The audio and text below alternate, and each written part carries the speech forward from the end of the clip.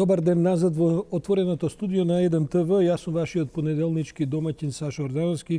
Ќе бидете со мене се уште, барем негдека до 11 часот вечерва. Ова се тие прочуени 10 минути во програмата на отвореното студио, кога нема да разговараме за политика, бидејќи денеска цел ден ќе го потрошиме и го потрошивме и досега, главно разговарајќи за оно што се случуваше вчера, за референдумскиот ден и така натаму. Сега со мене во студиото е мојот драг колега, со кој сме колеги валда 30 на години, Владко Галевски, еден од најпознатите филмски критичари во македонското новинарство. Владко, добар ден. Добар ден. Се надевам дека се чувствуваш пријатно, не знам дали успеа да одспиеш, дали следеш овие референдумски, ама рековме нема да разговараме многу за тоа. Заврши таа работа барем за вчера. А јас те повика во студиото заради неколку работи, Владко. Прво, само што заврши браќа Манаки во Битола. Оваа година некако немаше многу скандали од Битола, што фестивал ќе беше тоа. Еве го, ова е 39-то издание, така мајцата битолска. Така е, убава. Да. Да, фестивали без скандали како да не се интересни. Да не беше Сергеј со оценка на овие како се облечени Кај вас црвениот одела, тепик, да. кај нас. Стандардно фестивалот секогаш нуди нова филмска стока. Меѓутоа, квалитетот на филмовите и селекцијата на филмска е секоја зависи од светската реколта, да кажеме, од таа година. На тој фестивал се бираат филмови од други светски фестивали, рецентни дела. Така е. Благоје Куновски Доре, кој е долгогодишен селектор на програмата, главно има задача да ги погледне наградените филмови во Венеција, во Карлови Вари, во Кан, во Берлин, и од тоа да селектира 12 на филма, кои ќе бидат, покрај тоа што треба да бидат и добри филмови, да се нагласена да е фотографијата, значи квалитетот на снимателската работа.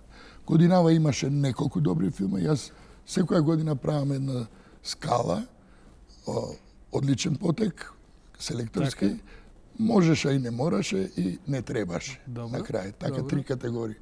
Годинава имаше 3 одлични филма и добро е што снимателите на тие филмови, ете и жирито препозна исти квалитет. Ја не сум ја пророк, меѓутоа очекував да биде. Морам да го спомнам, хайлайт филмот, најдобриот филм на фестивалот беше филмот Cold War, Студена војна на Павел Павликовски, кој доби во Кан оваа година награда за режија, првата награда, а снимателот негов во Битола доби бронза на камера 300.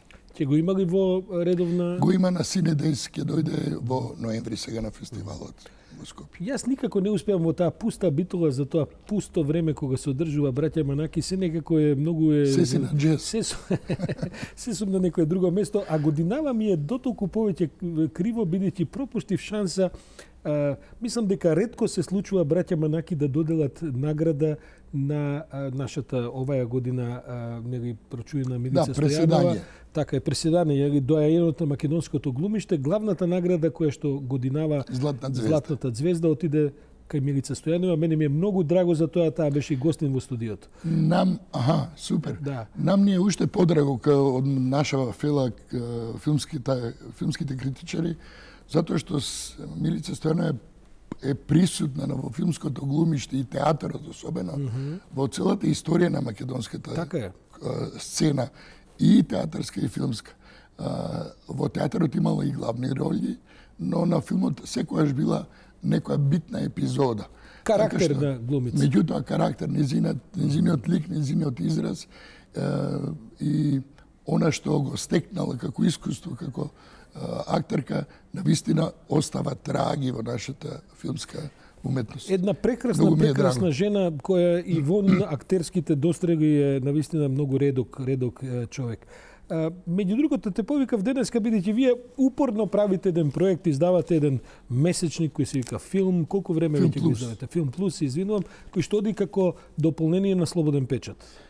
Да. Со колешката Сунчица Уневска сте уредници. Така. Кој број е ова? Отприлike број 18 години. 18. Тоа значи дека 18 месеци. Па тоа херојски во Македонија да издаваш. За сега издржуваме. Да, имаме малку поддршка и подкрепа финансиска од Министерство за култура и од Агенција за филм, но тоа едва ги покрива печатарските трошоци, хартијата и како и секогаш. Ама не сме се откажале.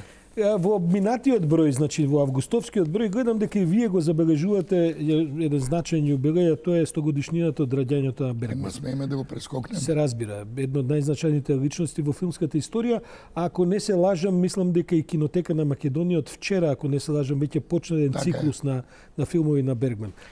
Всушност тоа е основната роља, основната обврска на Кинотеката да не подсетува на класичните дела од филмската уметност. Одбележувањето на 100 години од раѓањето на Бергман е планетарно случување. Компанијата Критерион, која ги издаде собраните дела на DVD, да се собраните дела на Бергман. Може ли да се набават и во Македонија? Може преку Амазон. Преку Амазон, преку Амазон. Тоа е капитално. Со негови 30 интервјуа има на CD-ата. Со негови текстови, 2 книги текстови се тоа е еден буклет комплет со пишани. Ја знаеме цената евентуално? Не ја знам цената, не најдов. Меѓутоа за такво колекционерско парче вреди веројатно за сладокусие. Кој е влијанието на Бергман и во македонскиот филм? Може да се говори за такво нешто? Тешко. Не, има секако влијание. Бергман е толку значаен и голем, тој влијал на многу поголеми имиња отколку нашите режисери.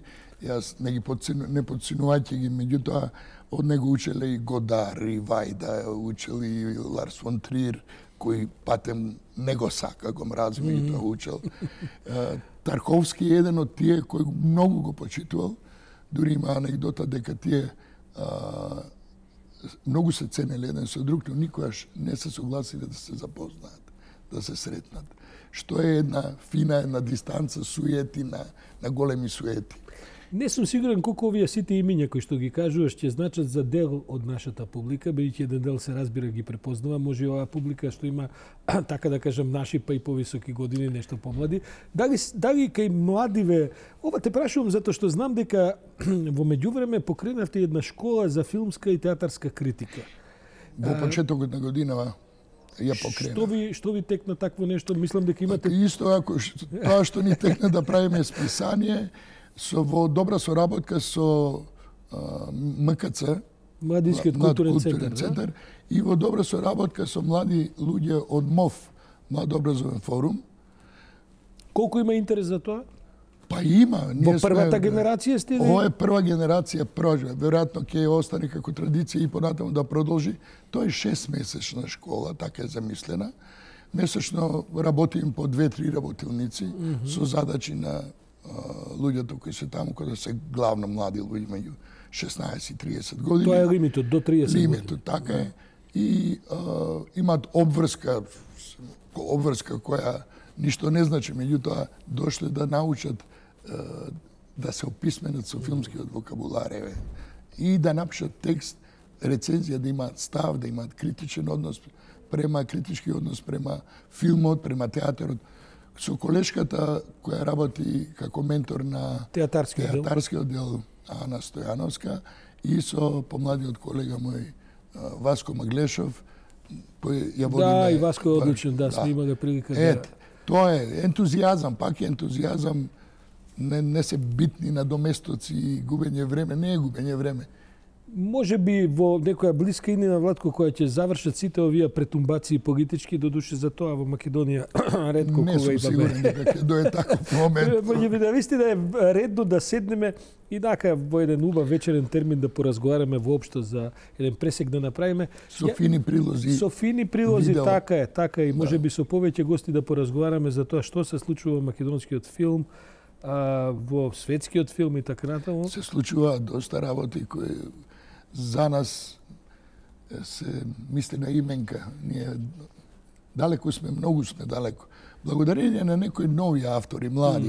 Јас морам да ги спомнам и Вардан Тозија, и Пеовски, Даријан, и Борко Зафировски, некои дами, млади господјици кои влегува во филмската индустрија, во филмската уметност, првично со кратки филмови, кој е на фестивали одат. Ѓорче Ставрески, кој направи бум со својот исцелител, така радел. Значи се придвижува нешто што е добар знак. Ти ветувам дека наскоро ќе бидеш повторно гостин во овие студија во некој од наредните понеделници кога ќе поразговараме повеќе за ова, а вие, почитувани гледачи, останете со нашата програма, бидејќи следуваат редовните вести, а потоа продолжуваме со низа други дебатни содржини кои што се надевам дека ќе го привлечат и ќе го одржат вашето внимание се таму негдека до 23 часот вечерва. Благодарам на поканата, Саша. И беше драго како и секогаш.